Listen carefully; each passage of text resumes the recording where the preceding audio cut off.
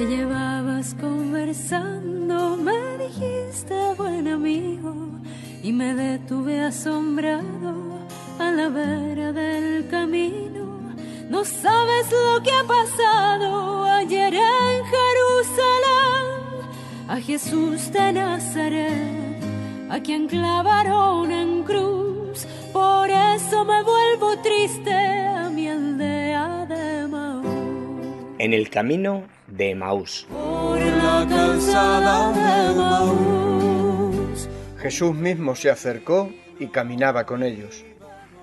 En Radio Luz a las Naciones, canal cristiano de comunicación, presentamos una serie de enseñanzas sobre el pasaje que Lucas nos dejó registrado en su Evangelio, que nos traerán calor al corazón y entendimiento a nuestra mente.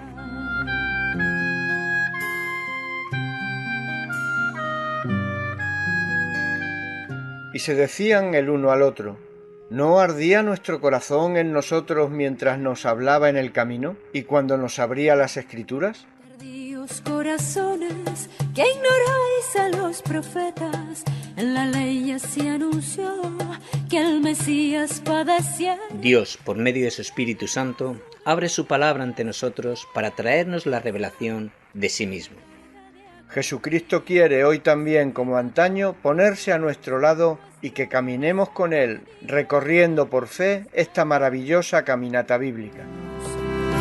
Por la calzada de Emaús, un peregrino iba conmigo. Desde Radio Luz a las Naciones, te animamos e invitamos a unirte a nosotros y caminar juntos. Ahora sí.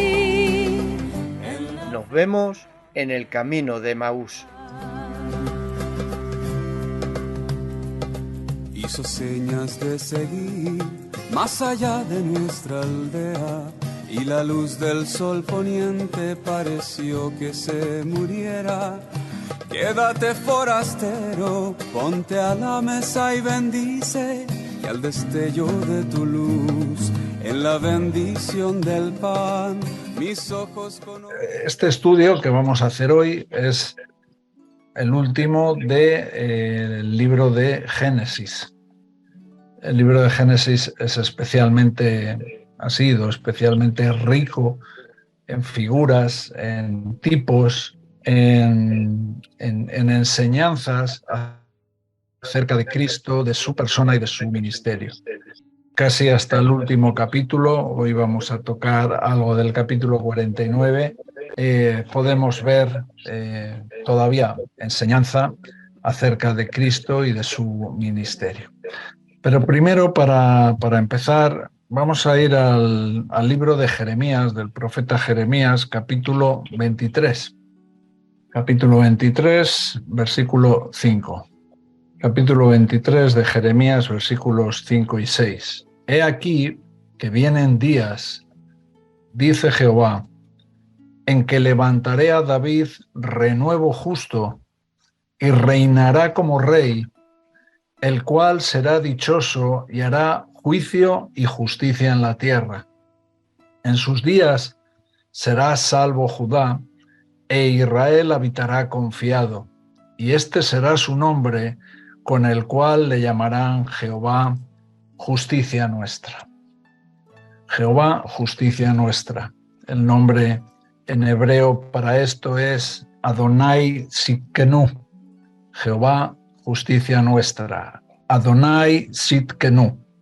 Es como se dice este nombre de Dios. ¿Y qué vemos aquí? ¿Por qué empiezo leyendo estos versículos? Bueno, aquí es una palabra profética de el reinado de Cristo. Es una palabra profética que tiene cierta aplicación en su primera venida y especialmente en la segunda venida. Es una palabra profética de la importancia y de la esperanza que nosotros tenemos y que Israel tiene de que venga un rey. Nosotros sabemos quién es, y es nuestro Señor Jesucristo. y Él ya ha venido, ya ha estado, ya ha mostrado sus credenciales como rey y lo volverá a hacer en una manera gloriosa. Los judíos todavía esto hay ciertas cosas que no aceptan, pero esperan la venida de un rey, esperan la venida de alguien que será ese Adonai Sidkenu, ese Jehová, justicia nuestra, el que nos justificará. Así que esta reunión de hoy tiene ese objetivo. Lo que vamos a estudiar hoy, lo que vamos a ver, tiene como objetivo esa proclamación, esa legalidad de Cristo como rey, ¿no? O sea, el derecho, la legitimidad que Cristo tiene como rey, ¿no? Como no es algo, esto no es una fantasía, es un cuento, es algo en lo cual Dios pone a disposición del hombre en su palabra todas las credenciales, todos los argumentos, todos los documentos legales que necesitaríamos para saber que Él es rey. Cristo, hemos visto, empezamos a ver a Cristo en este estudio que hemos hecho desde el capítulo 3. Lo vemos ya desde la creación.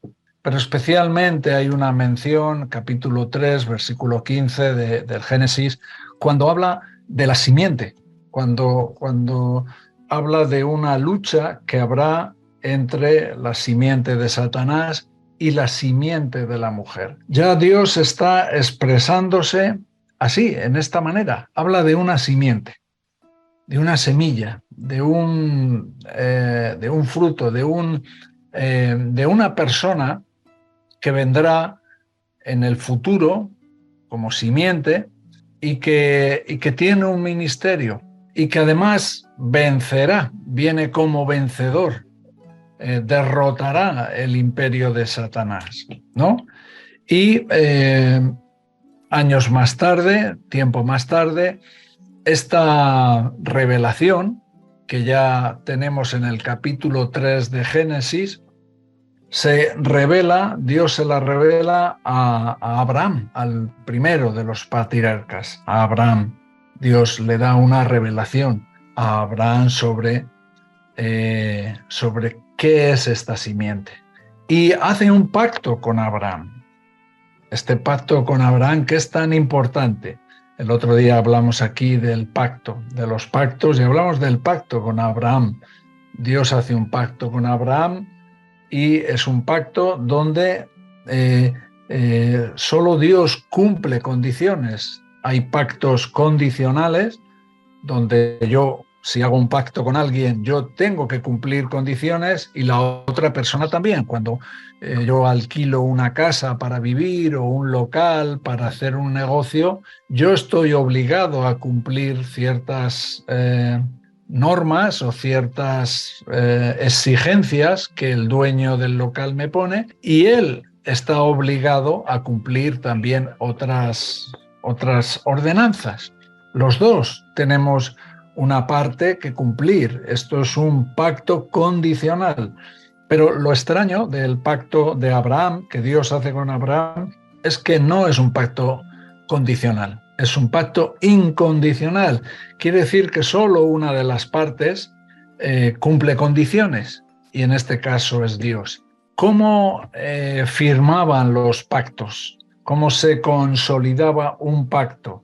Bueno, en la actualidad, cuando uno tiene que comprar un piso, una nave, o cuando alguien tiene que hacer una cosa, pues si es un poquito importante, uno tiene que acudir a un notario, ¿no? Y tiene que poner su firma donde acepta las condiciones de esa escritura o de ese contrato, y la otra persona tiene que hacer lo mismo.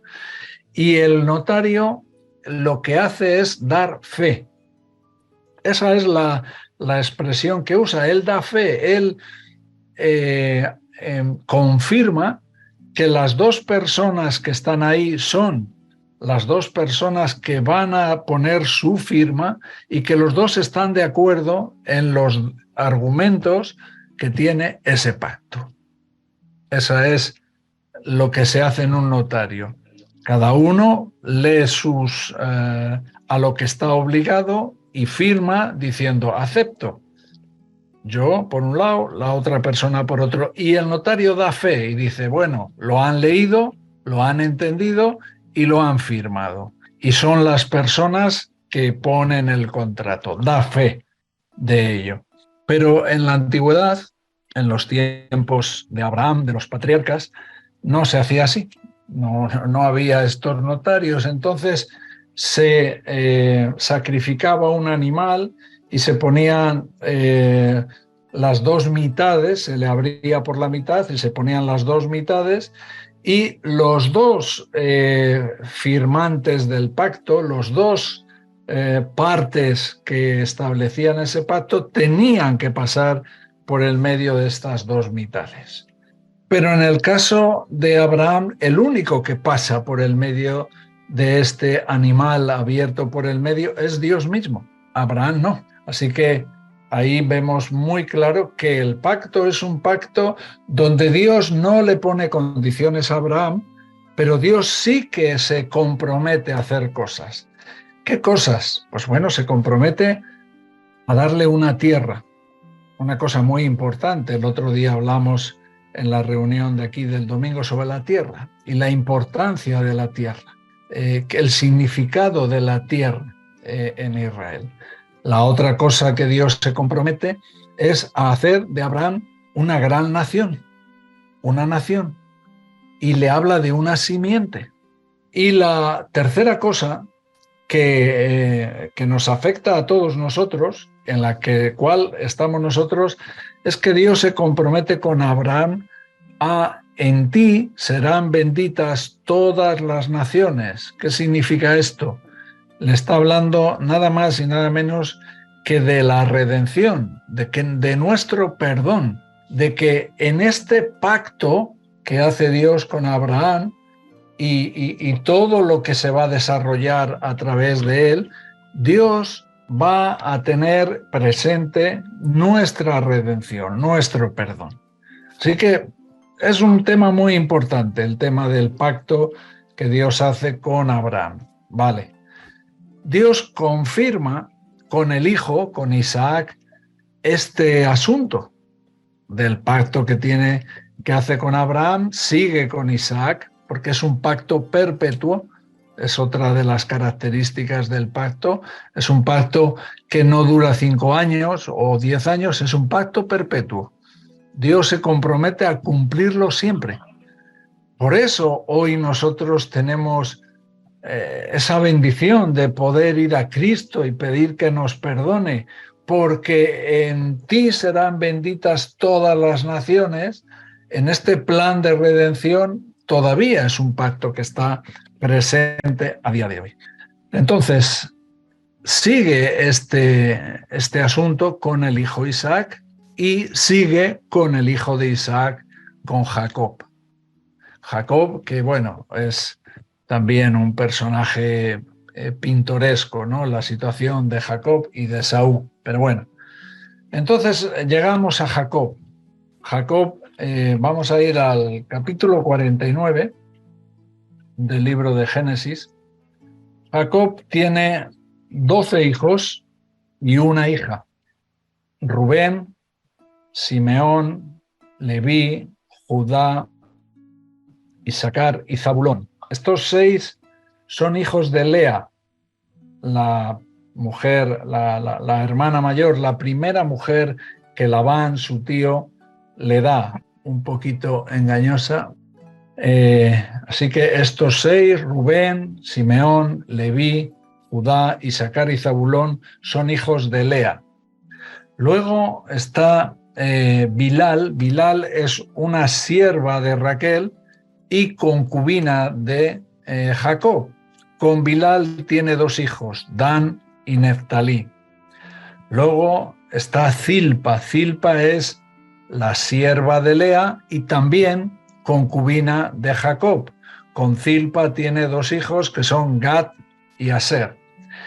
Y por último está Raquel, su amada, ¿no? La amada Raquel, con la que desde el primer momento quería estar Jacob.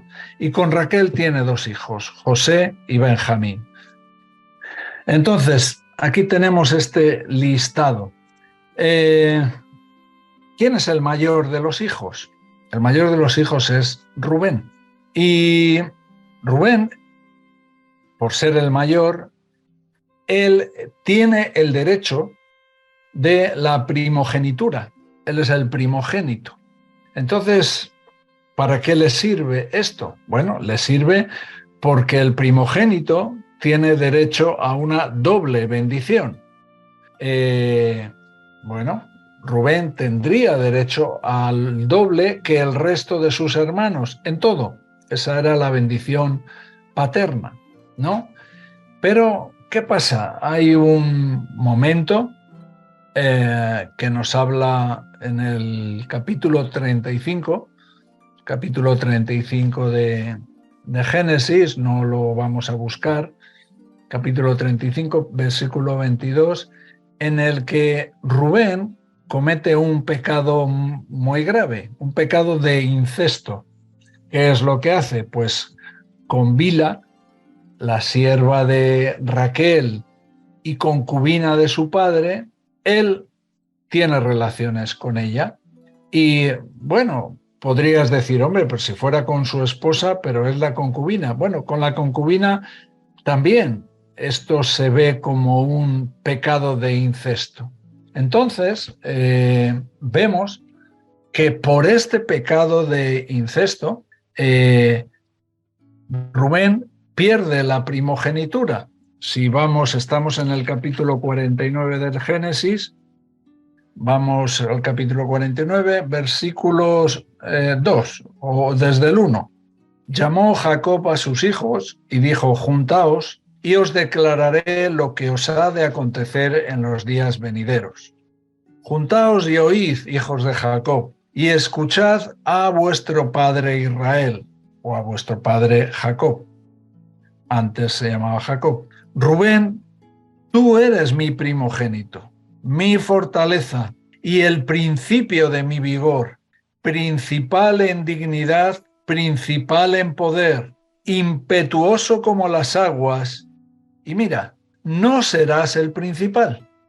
O dicho de otra manera, no serás el primogénito. ¿Cuál es la razón? Por cuanto subiste al lecho de tu padre. Entonces te envileciste subiendo a mi estrado. Así que aquí vemos que Jacob o Israel está profetizando sobre cada uno de sus hijos y empieza por Rubén, por el primogénito. Y le habla de virtudes, tú eres el principal en esto, en otro, pero lo que más ansías, lo que más deseas, mantener tu primogenitura, lo pierdes por tu pecado, por haberte aprovechado, por haberte tenido relaciones con esta sierva de Raquel, Bilha, la concubina de su padre. Así que él pierde este privilegio, esta doble bendición. ¿Y qué pasa? Entonces, ¿cómo se hace en esto? ¿Quién es el primogénito ahora? Bueno, pues el primogénito, el padre puede decidir a quién le da la primogenitura. No es que pase al segundo. El padre decide a quién le da la primogenitura. ¿Y a quién decide darle la primogenitura? La da a José, en favor de José. Esto tiene su importancia, pero si habéis leído del Antiguo Testamento y habéis leído todo este asunto de las tribus, de las tribus cuando llegan a la tierra prometida, si os dais cuenta, hay una tribu que no está, y es la tribu de José. De todos los demás, los rubenitas, de Simeón, de Leví, de Isaacar, de Zabulón, están, pero de José no está. ¿Por qué? Porque tiene una doble bendición que recae en sus dos hijos, Efraín y Manasés.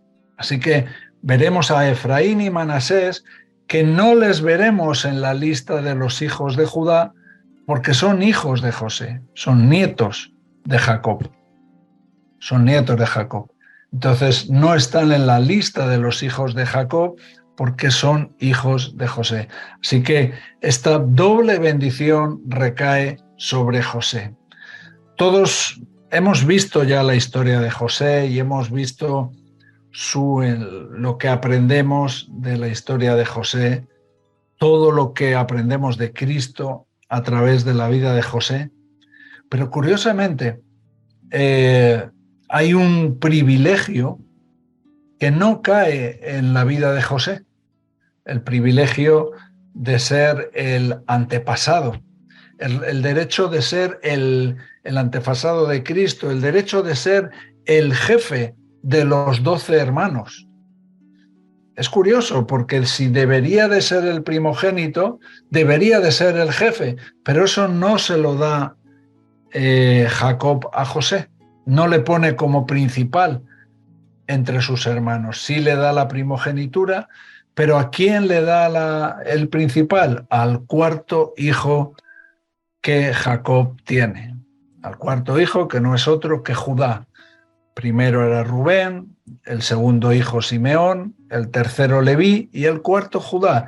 No se lo da ni al primero, ni al segundo, ni al tercero, al cuarto. Y no se lo da a aquel sobre el que pone esta primogenitura, sino se lo da a Judá. ¿Por qué Judá? ¿Por qué no José? Vamos a ver un versículo. Romanos capítulo 3. Judá no era el más ejemplar de sus hermanos, no era el mejor. Él, parece que libró de que José fuera matado por sus hermanos, pero la manera de librarle no fue de otra que venderle, decir, no, hombre, no le vamos a matar, vamos a venderlo y así encima ganamos algo.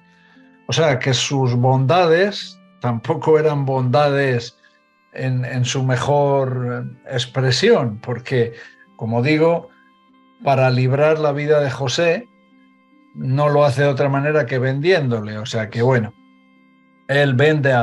él tiene la idea y convence a sus hermanos de no matarle, sino de venderle. Él tiene una mujer, Tamar, que le dice que enviuda de su hijo y le pide que no se case de nuevo, que espere a que otro de los hijos crezca para que pueda emparentar otra vez con esta mujer.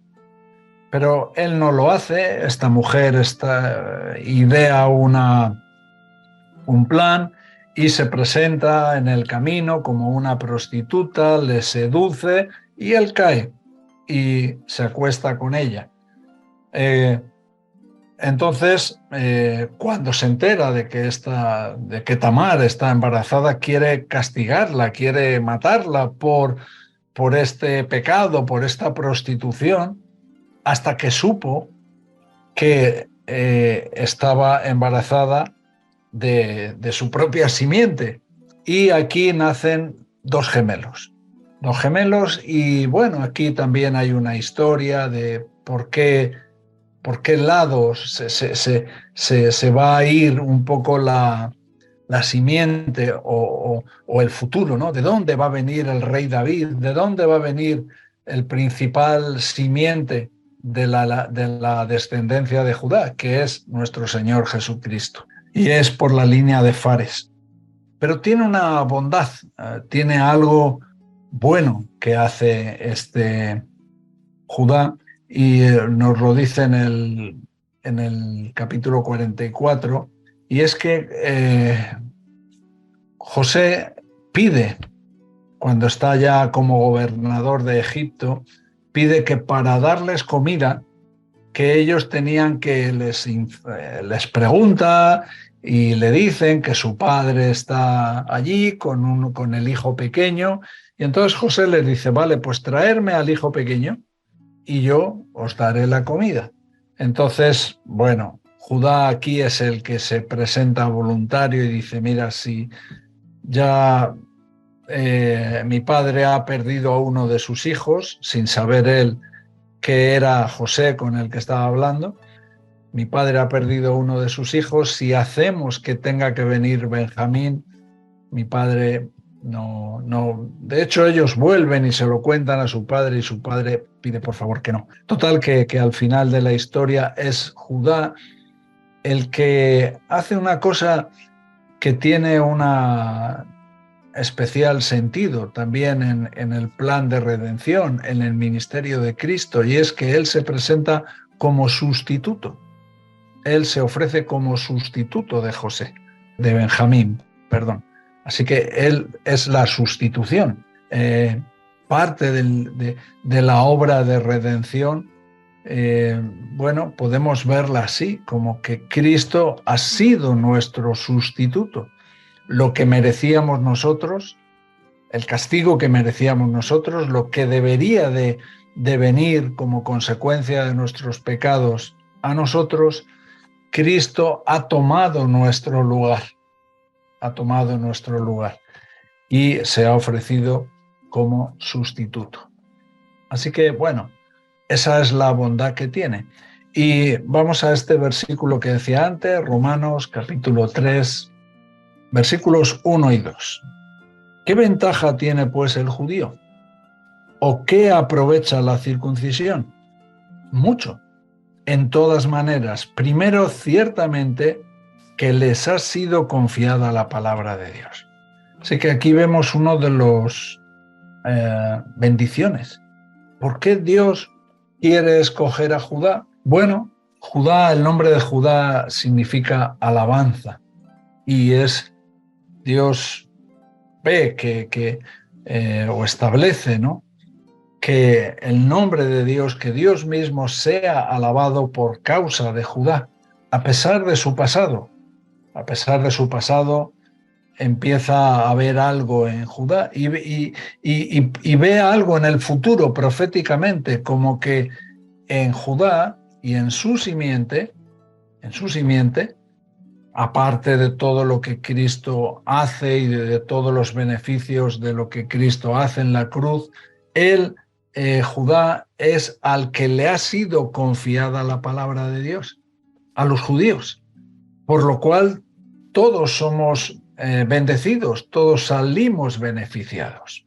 Así que aquí vemos una cosa muy, muy importante, ¿no? Vamos al capítulo 49, vamos a leer qué profetiza Jacob acerca de Judá, que esto es lo que nos interesa. Capítulo 49, versículo 8. Judá, te alabarán tus hermanos, tu mano en la cerviz de tus enemigos. Los hijos de tu padre se inclinarán a ti. Cachorro de león, Judá, de la presa subiste, hijo mío. Se encorvó, se echó como león, así como león viejo, ¿quién lo despertará? No será quitado el cetro de Judá, ni el legislador de entre sus pies, hasta que venga Silo. Y a él se congregarán los pueblos, atando a la vid su pollino, y a la cepa el hijo de su asna. Lavó en el vino su vestido, y en la sangre de uva su manto. Sus ojos rojos del vino y sus dientes blancos de la leche. Esta es la palabra que Jacob tiene sobre Judá. Judá, te alabarán tus hermanos. Los hijos de tu padre se inclinarán a ti. Aquí Judá ejerce la jefatura, vamos a decir, ¿no? Se convierte en el líder, en el responsable, en el que lleva adelante un poquito el tema de todo lo que tiene que ver con Israel. Judá tiene el liderazgo que había perdido, pues, primeramente su hermano mayor y los otros dos hermanos que iban delante de él. Y vemos que de su descendencia, de la descendencia de Judá, viene David. 600, algo más de 600, 640 años más tarde, viene David para establecer una dinastía, para establecer esa simiente de la que nos ha hablado los otros versículos, de la cual vendrían todos los reyes del pueblo de Dios hasta que llegue Silo, que es lo que nos dice en el versículo 10. No será quitado el cetro de Judá, el cetro es el cetro de mando, de rey, la vara del rey de mando, ni el legislador de entre sus pies hasta que venga Silo. Así que aquí nos está diciendo que hasta que llegue Silo, el trono del pueblo de Dios iba a estar ocupado por la simiente de David, por los descendientes de David. Hay esta palabra Silo puede tener para muchos algunos diferentes significados, pero la mayoría concuerdan y todos ven como una figura que tiene que ver con el Mesías, que tiene que ver con Jesucristo. Cuando está profetizando sobre Silo, está profetizando sobre Jesucristo y se entiende como el descanso. Así que aquí este es un nombre para el Mesías como el que trae descanso a nuestras almas. En el capítulo 5 de Apocalipsis, lo puedo leer yo si queréis, capítulo 5, versículo 5. Y uno de los ancianos me dijo: no llores, he aquí que el león de la tribu de Judá, la raíz de David, ha vencido para abrir el libro y desatar sus 7 sellos. Esto lo hemos visto hace unas cuantas semanas, cuando estábamos todavía en el otro estudio, de esa amargura, de ese lloro, de ese quebranto por no ver a nadie digno de abrir los sellos hasta que se pronuncia esto. No llores, he aquí el león de la tribu de Judá, la raíz de David, ha vencido para abrir el libro y desatar sus 7 sellos. ¿Y de qué nos está hablando aquí? Cachorro de león Judá. Está hablando proféticamente de lo que va a venir de la simiente. Esto es una alusión clara a la segunda venida de Cristo. O sea, está hablando que no se va a quitar el cetro, que en el trono no se va a sentar nadie hasta que venga el que trae descanso y paz. Otra traducción para Silo sería ¿de quién es? Entonces lo expresaríamos así: no será quitado el cetro de Judá hasta que llegue de quién es el cetro.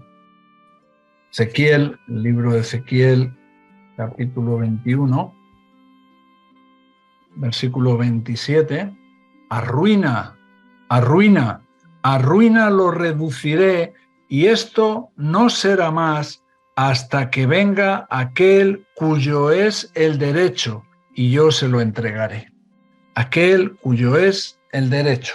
Aquí estamos hablando prácticamente de la misma cosa, de profecías acerca de Jesucristo, figuras en las que nos profetizan de la venida y especialmente también en cuanto a la segunda venida de Cristo. Estos versículos, el 11 y 12, dice: atando a la vid su pollino y a la cepa el hijo de su asna, lavó en el vino su vestido y en la sangre de uvas su manto. Sus ojos rojos de vino, sus dientes blancos como la leche. Aquí nos habla de abundancia, de bendición, pero también es una palabra profética, ¿no? Cuando Cristo entra en Jerusalén montado en un pollino, atando la vid a la vid su pollino y a la cepa el hijo de su asna, lavó en el vino su vestido y en la sangre de uva su manto. Esto es una figura retórica del derramamiento de sangre de Cristo que tuvo en la cruz por todos nosotros. Así que en estas pocas frases, Judá está siendo profetizado por su padre, por Jacob, en cuanto a su simiente, en cuanto a esta simiente, que de él vendrá ese legislador, de él vendrá, o sea, que en su línea, en su simiente, tendrá el trono constantemente. Él no sabía de David, no sabía de quién iba a venir en su simiente. Son cosas que él desconocía. Y por supuesto, desconocía que de su simiente iba a venir la persona de Jesucristo. Así que el león de Judá y el cordero inmolado, o sea, esas dos expresiones que nos habla en el libro de Apocalipsis, vienen de esta simiente de Judá. El estandarte del león de Judá y del cordero inmolado no es la violencia, la fuerza, es su redención. Es la redención que ha obtenido por nosotros. ¿Y a dónde nos lleva todo esto? Pues en parte también nos lleva al libro de Mateo, al primer capítulo del libro de Mateo. El primer capítulo del libro de Mateo nos encontramos con esta genealogía de Jesucristo. Si veis cómo empieza, esto solamente se dice en el capítulo 5 de Génesis, ahora no lo miramos, pero solamente en el capítulo 5 de Génesis, y aquí en Mateo se habla de un libro de la genealogía. O sea, como que existe un libro de la genealogía. ¿Por qué? Bueno, pues porque el tema de la genealogía para nosotros puede parecer un tema anecdótico, ¿no? Saber quién han sido nuestros antepasados. Bueno, pues hay gente que tiene antepasados famosos. Para nosotros puede ser eso, anecdótico, saber quién era tu abuelo, tu bisabuelo, tu tatarabuelo. Pero para un judío no era una cuestión anecdótica, era una cuestión completamente imprescindible para todo. Ya lo hemos dicho, por ejemplo, tenemos cuando el pueblo vuelve de la deportación a Babilonia después de los 70 años, claro, llegan allí y todos eran sacerdotes. No, yo soy sacerdote, pero tenían que demostrarlo. Tenían que mostrar que verdaderamente eran sacerdotes. ¿Y cómo lo podían demostrar? La única manera en la que lo podían demostrar era con la genealogía. Con la genealogía. Si nos damos cuenta, hoy en día los judíos siguen igual. Para poder tener ciertos derechos de volver, de ir allí, tienes que demostrar una ascendencia de judíos, de que de alguna manera puedes demostrar de que tu abuelo, de que alguien en tu ascendencia eran judíos. O sea, que el tema de la genealogía es un tema muy importante. También para el cuestión de las tierras, de las propiedades. Todos sabemos que los judíos tienen un sistema legal curioso, ¿no? Por ejemplo, la tierra. Tú eres poseedor de una tierra y puedes adquirir tierra por circunstancias de otras personas, por temas de esclavitud, por otros temas, tú puedes adquirir tierras, pero cuando llega el año de jubileo, los 50 años, tú tienes que devolver esas tierras. Estos habían pasado 70 años en Babilonia. ¿Cómo podías demostrar cuál era tu tierra? Con la genealogía. Así que vemos que el tema de la genealogía era un tema muy importante. Pero si había algo muy importante en la genealogía, era lo que nos está diciendo aquí. Libro de la genealogía de Jesucristo, hijo de David, hijo de Abraham. ¿Cómo puede demostrar Jesucristo que es hijo de David y hijo de Abraham? Con la genealogía. Así que lo que tenemos aquí no es una lista de nombres aburrida, que no sirve para nada y que cuando nos da por empezar a leer el Nuevo Testamento, pues vamos directamente y nos saltamos al versículo 18 porque lo demás no nos interesa. Bueno, tampoco hay así algo especial en aprenderse todos los nombres, pero hay mucha importancia en estos 17 primeros versículos y por eso están aquí al principio del Nuevo Testamento. ¿Por qué? Porque este es el documento legal, estas son las credenciales por la cual Jesús demuestra que Él es el Rey legítimo. Todos sabemos la historia, cuando los magos de Oriente vienen buscando un rey, ¿dónde buscan? Ellos habían visto la estrella y ¿dónde lo buscan?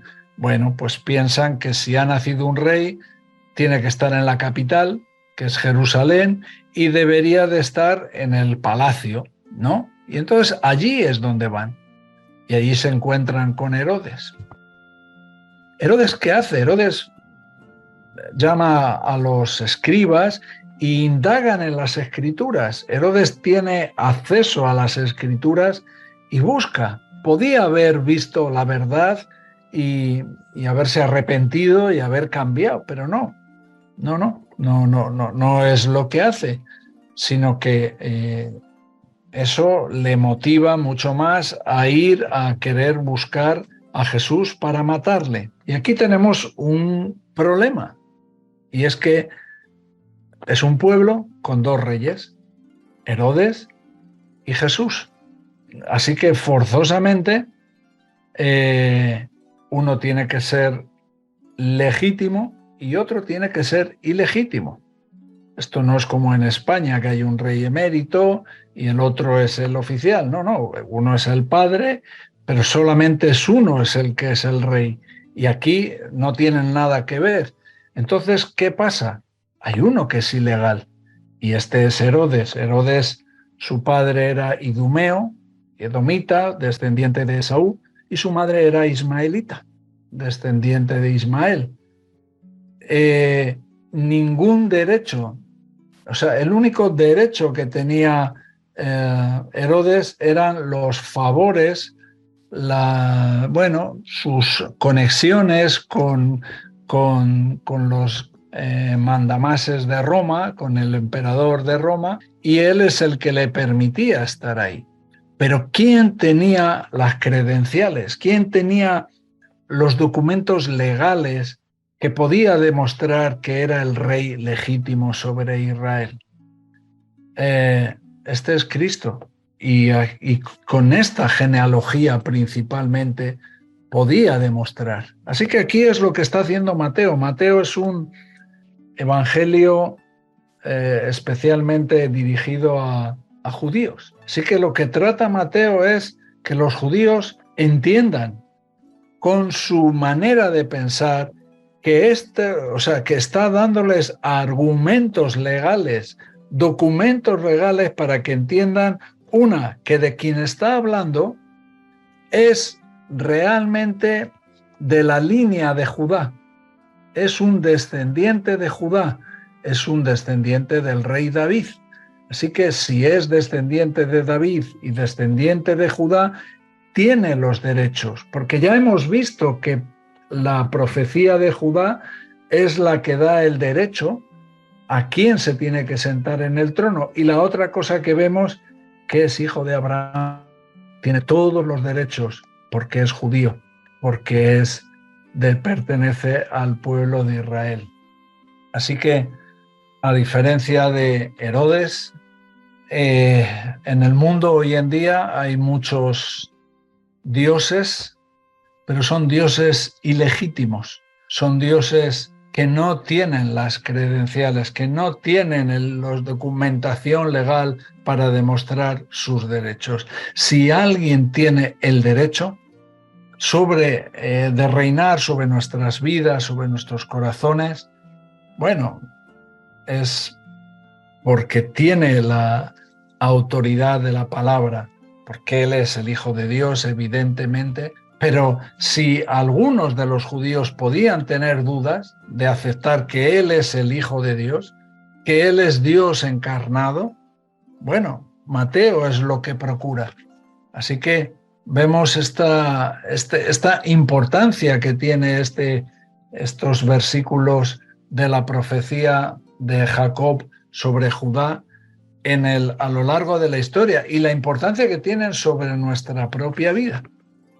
Así que, bueno, en Mateo, en el capítulo 11, versículo 28, venid a mí todos los que estáis trabajados y cargados, y yo os haré descansar. Esto es una confirmación de esta palabra de Silo.